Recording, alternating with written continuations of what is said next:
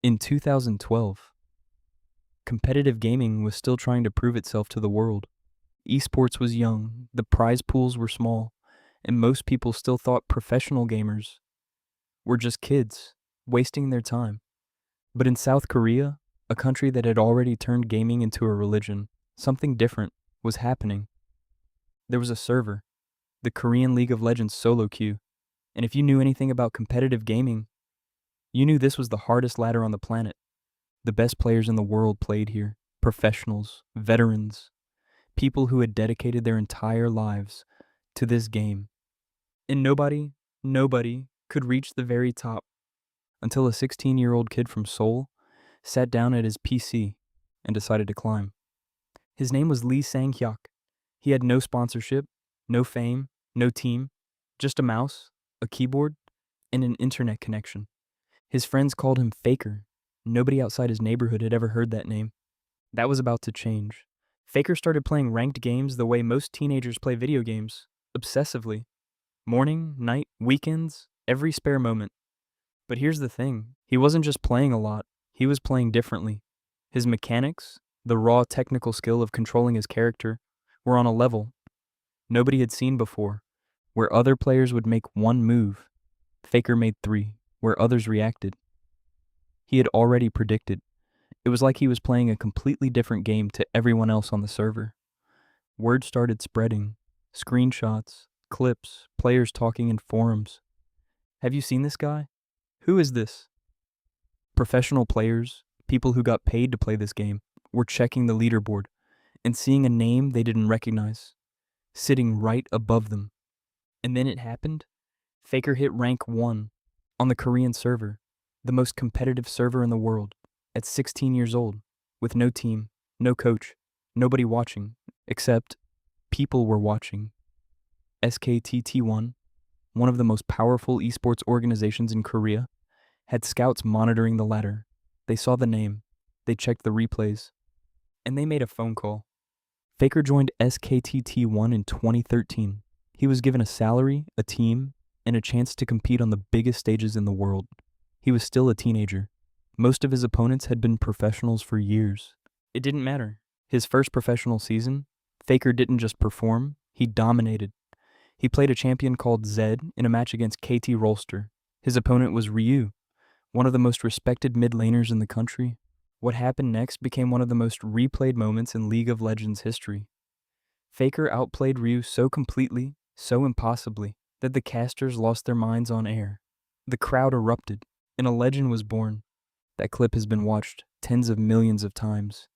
It has its own Wikipedia page. Players still study it today. And it happened in Faker's first professional year. But here's what people forget about Faker. It wasn't just the mechanical skill. Plenty of players in history had insane mechanics. What made Faker different was his mind. He studied the game the way a chess grandmaster studies the board. He understood not just what was happening, but what was going to happen. 3 moves ahead, 5 moves ahead. While everyone else was reacting, Faker was already executing the response to something that hadn't occurred yet. His teammates talked about it in interviews. Coaches talked about it. Even opposing players admitted it. Playing against Faker didn't feel like playing against someone better. It felt like playing against someone who already knew what you were going to do. In 2013, SKTT1 won the Season 3 World Championship. Faker was voted MVP. He was 17 years old. He was the best player on the planet, and he had barely started. Over the next decade, Faker would go on to win Worlds 3 more times. He would become the first player to win 4 World Championships. He would represent South Korea at the Asian Games and win a gold medal. The first time esports had ever been included as a medal event. He would play over 2,000 competitive matches. He would be valued at over $100 million. He would sell out stadiums just by showing up.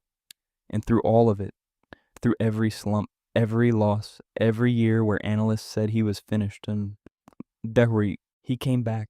In 2023, at 27 years old, ancient by esports standards, Faker stood on the stage at the League of Legends World Championship in Seoul, his home city, in front of 70,000 people. And he won. Again. The crowd didn't just cheer, they cried. Grown adults, hardcore gamers, People who had watched Faker for 10 years. People who had grown up watching him, crying, because they understood what they were witnessing. There's nobody in the history of competitive gaming who has done what Faker has done. Not in longevity, not in consistency, not in impact.